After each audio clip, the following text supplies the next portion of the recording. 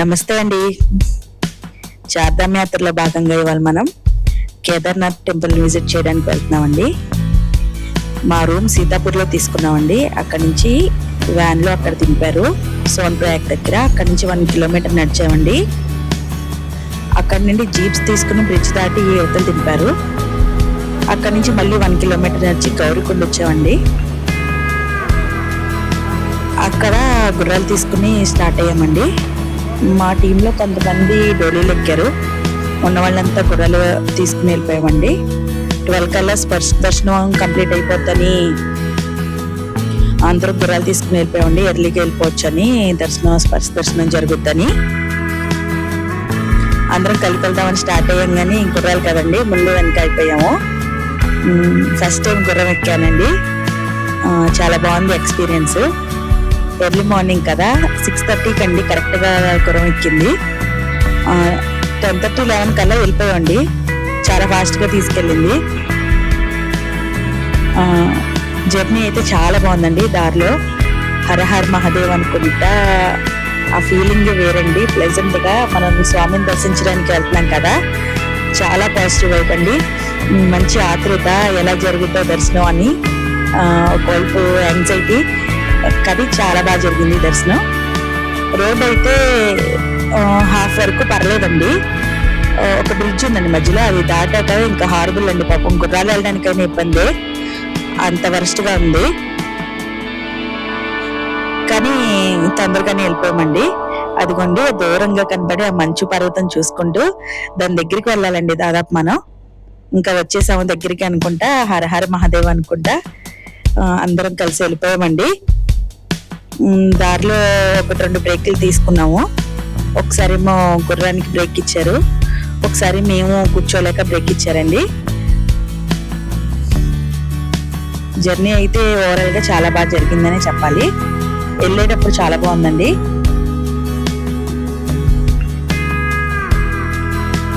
డోలీ అంటే అలా 4 మోస్తారండి. మాకు గుర్రానికి అయితే ఈచ్ పర్సన్ కి 3500 తీసుకున్నారండి పైకి వెళ్ళడానికి. డోలీలు అయితే 15, 16, 13 అలా వెయిట్ ని బట్టి తీసుకున్నారు.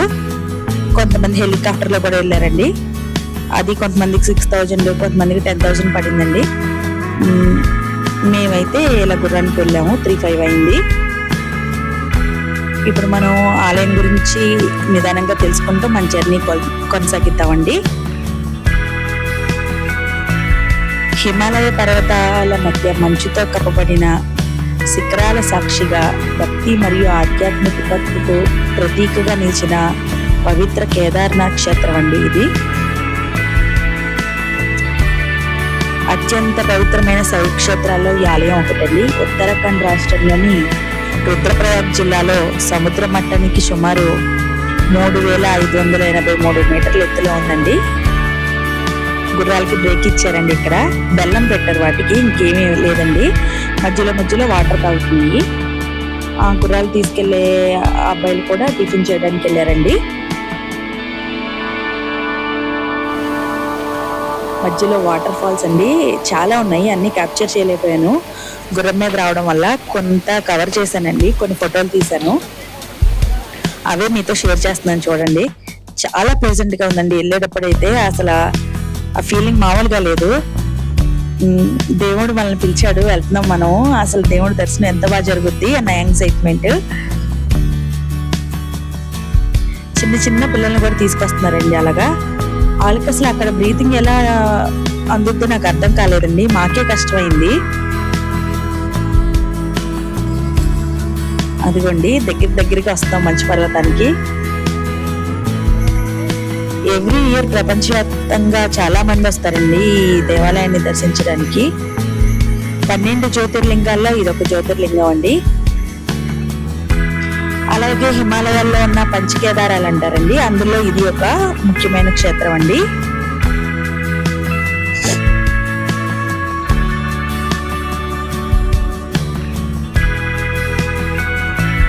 రెండు 2013లో ఉత్తరాఖండ్ లో సంభవించిన భారీ వరదలు దేశాన్ని మొత్తాన్ని దిగ్భ్రాంతికి గురి చేశాయండి.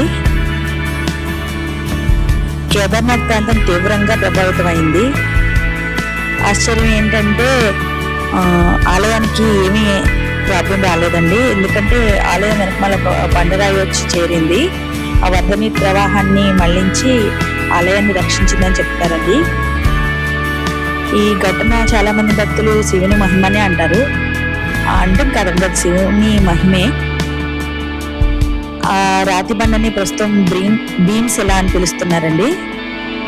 ఇప్పుడు ఈ ఫ్లడ్ తర్వాత భీమ్శిల కూడా పవిత్రతకు అంటే పూజ చేయడానికి దాన్ని కూడా పూజిస్తున్నారండి అందరూ. అది కూడా ఒక దేవుళ్ళలాగానే. కేదార్నాథ్ యాత్ర సాధారణమైన యాత్ర ఏం కాదండి. అంత ఈజీగా మనం అనుకున్నంత మాత్రాన వచ్చేయలేము. అది శివయ్య మనల్ని పిలవాలండి. ఆయన పిలిస్తేనే మనం వెళ్ళగలం. ఎన్నో టెస్టులు పెడతారండి ఆయన. వీళ్ళు రాగలరా లేదా, మధ్యలో మానేస్తారా చూద్దామని. కానీ అవన్నీ దాటుకుని రాగలమండి మనం. ధైర్యంగా ఉండాలంతే.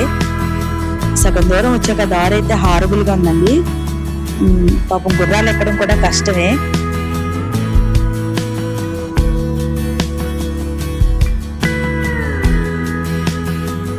ఇది ట్రిక్ చేయడానికి చాలా కష్టం అండి. మేము యమునోత్రి ట్రిక్ చేసాము, అది 5 కిలోమీటర్స్. ఇది 22 అంటున్నారు, కొంతమంది 24 అంటున్నారండి. చెయ్యొచ్చు, చేయలేకపోవడమే ఉండదు స్లోగా వెళ్తే. కానీ మాకు నైట్ అక్కడ ఉండాలంటే మా ట్రావెల్స్ వాళ్ళు పొద్దున్నే మళ్ళీ జర్నీ స్టార్ట్ అయిపోతే ఎర్లీగా రావడానికి ట్రై చేయండి అని చెప్పారండి. మాకు స్పర్శ దర్శనం కావాలి, ఇక అందుకని గుర్రం ఎక్కేసామండి. ట్రిక్ చేసుకుని వెళ్ళే వాళ్ళు చాలా మంది ఉన్నారండి. చిన్న పిల్లల్ని కూడా నడిపించుకుని తీసుకెళ్తున్నారు. దారి మొత్తం హరహర మహాదేవ్ నినాదాలు రండి. అసలు ఆ మనసుకి భలే అనిపించింది. కేదార్నాథ్ ఆలయం ప్రతి సంవత్సరం సాధారణంగా ఏప్రిల్ మే నెలలో తెరవబడుతుందండి. శీతాకాలంలో భారీ మంచు కారణంగా ఆలయాన్ని క్లోజ్ చేస్తారండి. ఆ సమయంలోనే స్వామివారి ఉత్సవమూర్తిని ఓకీమఠ్ అనే టెంపుల్కి తీసుకెళ్లి అక్కడ పూజిస్తారంటండి.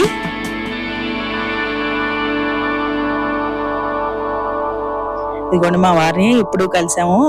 స్టార్టింగ్ లో అందరం కలిసే స్టార్ట్ అయ్యాం, మధ్యలో సపరేట్ అయిపోయామండి. మళ్ళీ ఇంకా 3-4 కిలోమీటర్లు ఉందన్నప్పుడు అందరం ఒక దగ్గరికి వచ్చాము. ఇంకా 4 కిలోమీటర్స్ ఉందండి కేదార్నాథ్. ఇలా బోర్డ్స్ అయితే ఉన్నాయి, మధ్యలో మైల్ స్టోన్స్ ఉన్నాయండి. అవి మనకి అంటే ఇంకా దగ్గరికి వచ్చాం అన్న ఇది పెంచుతా ఉంటదండి ఆనందాన్ని. ఇది చిన్న పిల్లలండి, చిన్న పిల్లల్ని కూడా తీసుకొస్తున్నారు టెంపుల్ కి. రీచ్ అయిపోయామండి. ఇంకా 1 కిలోమీటర్ మనం నడవాల్సి ఉందండి. గుర్రాలు అక్కడ ఆపేశారు. ఆలయంలో జరిగే ఉదయం అభిషేకాలు మరియు సాయంత్రం హారతి ఫేమస్ అండి ఇక్కడ. పొద్దున్నే 12 వరకు స్పర్శ దర్శనం ఉందండి. చివరికి టెంపుల్కి వచ్చామండి. చాలా హ్యాపీ అండి. అసలు టెంపుల్ చూడగానే ఇంకా మనం రీచ్ అయిపోయామన్న ఆనందం చాలా బాగుందండి. కాకపోతే కరెక్ట్ గా మేము దర్శనానికి వెళ్ళే టైంకి తుప్పర పడడం స్టార్ట్ అయిందండి. దర్శనం అయి బయటకు వచ్చేసరికి వర్షం పెరిగింది.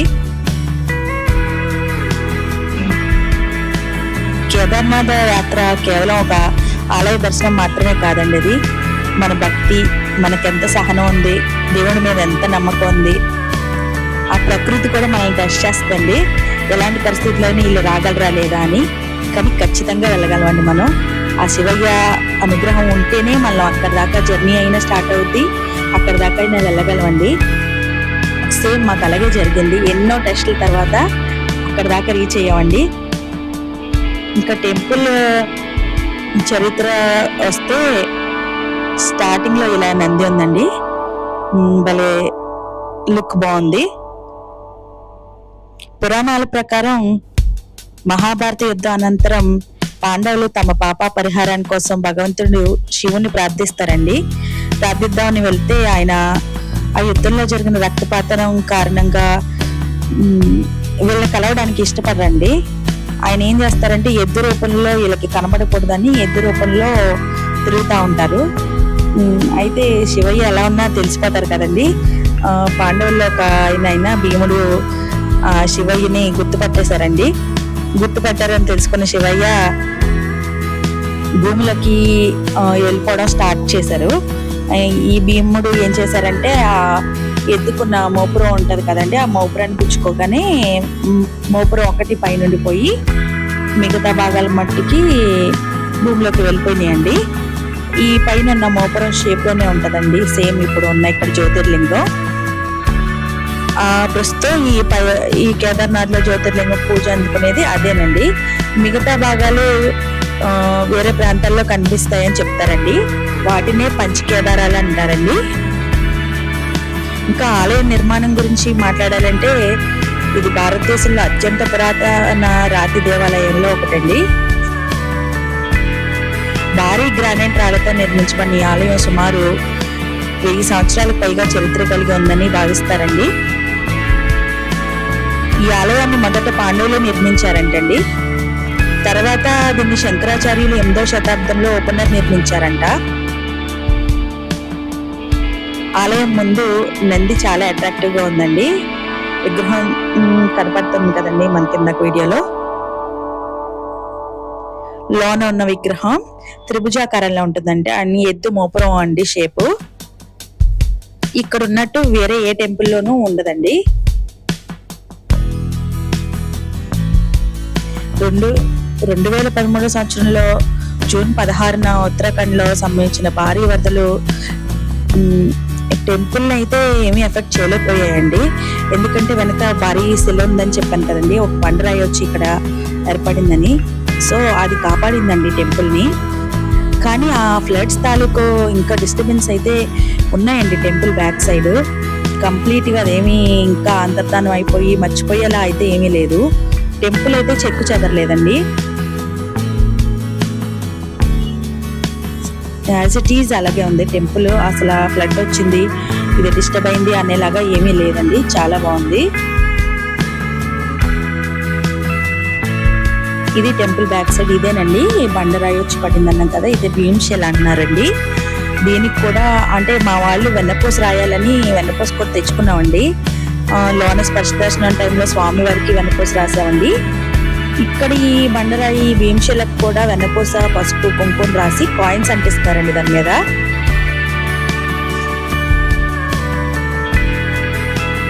ఇంకా అఘోరాలు స్వామీజీలు అంటారు కదండి, వాళ్ళు ఎక్కువ ఉన్నారు ఇక్కడ. ఇలా చిన్న చిన్న టెంట్ వేసుకొని దాని కింద కూర్చొని వాళ్ళు చిలిం అవి వెలిగించుకుంటూ ఉన్నారండి.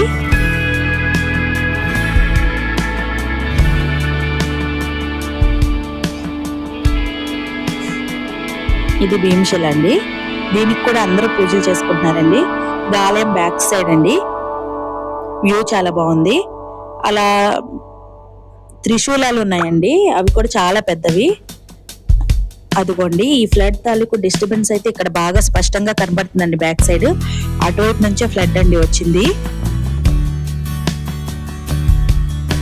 చాలా నష్టం జరిగిందంటండి అప్పుడు, ఆస్తి నష్టం 6000 మంది పైగా ప్రాణ నష్టం జరిగిందంట. ఇదండి భీమ్శిల దగ్గరగా. ఇదిగోండి స్వామీజీలు.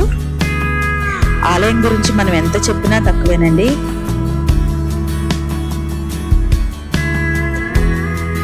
మేము దర్శనం అయ్యి, మా దర్శనం అయితే చాలా బాగా జరిగిందండి. 12 అయిపోయింది, మాకైతే ఫ్రీ దర్శనంకి వెళ్ళలేదండి. 2000 రూపీస్ దర్శనం. అక్కడ పండిట్జీలు ఉన్నారండి, వాళ్ళని పట్టుకుని 2000 రూపీస్ తీసుకున్నారండి పర్ హెడ్.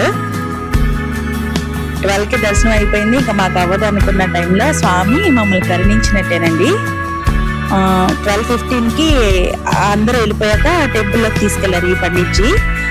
మేము 11 మెంబర్స్ కలిసి వెళ్ళామండి. మేము 11 మెంబర్సే ఉన్నాం లోన. చక్కగా స్పర్శ దర్శనం జరిగిందండి. అందరూ ఉన్నప్పుడైతే అంత బాగా జరగకపోనేమో, మా లెక్కనే చెప్పాలి, చాలా అంటే చాలా బాగా జరిగింది. మేము అలా బయటకు వచ్చాం, ఇంకా వర్షం స్టార్ట్ అయిపోయిందండి. అక్కడ యాటిట్యూడ్తో ఏమో కానీ చాలా హెడేక్ అండి, ఇక అది భరించలేంది. అందరం టాబ్లెట్ వేసుకుని 2 బిస్కెట్లు తిని వర్షం తగ్గితే జర్నీ స్టార్ట్ చేద్దామని రెడీగా ఉన్నామండి. అక్కడ నైట్ ఉండే వాళ్ళు ఇలా క్యాంపింగ్ టెంట్స్ ఉన్నాయండి, రూమ్స్ ఉన్నాయి, అవి చూస్ చేసుకుని హారతి చూసుకుని వెళ్తారండి. ఇది హెలిప్యాడ్ అండి. ఒక ట్రిప్ లో 6 తీసుకెళ్లి 6 తీసుకొస్తుందండి. 2-3 హెలికాప్టర్స్ టపటపా ఇక ఫాస్ట్ గా అండి. ఈ వెదర్ అయితే దానికి ఏం డిస్టర్బెన్స్ లేదు, ఇంకా హెవీ రెయిన్ అయితే ప్రాబ్లం అంటండి. ఈ ఈ వర్షానికి అయితే తిరుగుతున్నాయండి, ప్రాబ్లం ఏం లేదు. వెళ్ళలేని వాళ్ళు హెలికాప్టర్లో వెళ్ళొచ్చండి, కాకపోతే వెదర్ ప్రాబ్లమ్ ఉంటే మనీ రిటర్న్ ఎవరని చెప్తున్నారండి. మేము ఇంకా ఇక్కడ నుంచి గుర్రాల దగ్గరికి వెళ్ళిపోయామండి. రిటర్న్లో కూడా వర్షం పడుతుందని ఇంకా మేము గుర్రం ఎక్కేసామండి. రిటర్న్లో 2000 తీసుకున్నారు పర్ హెడ్. కానీ జర్నీ చాలా కష్టమైందండి. గుర్రాలు ఎక్కేటప్పుడు పైకి బాగానే ఎక్కుతున్నాయి, కానీ దిగేటప్పుడు చాలా కష్టం అండి. మనం బ్యాక్ సైడ్కి బెండ్ అయ్యి ఉండాలి, గట్టిగా పుచ్చుకోవాలి. దాని కాళ్ళు ఏమో జారిపోతాయి వర్షానికి. అలాగే కష్టమైంది, కానీ వెళ్ళామండి. మేము రూమ్కి వెళ్ళేసరికి 8 అయిపోయింది. దర్శనం అయితే మేము అనుకున్న దానికన్నా చాలా బాగా జరిగిందండి.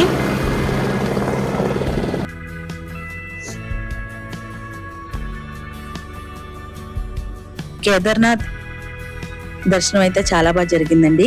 మా వీడియోస్ కనుక మీకు నచ్చుతున్నట్టయితే లైక్ చేయండి, షేర్ చేయండి, సబ్స్క్రైబ్ చేయండి. Next videos follow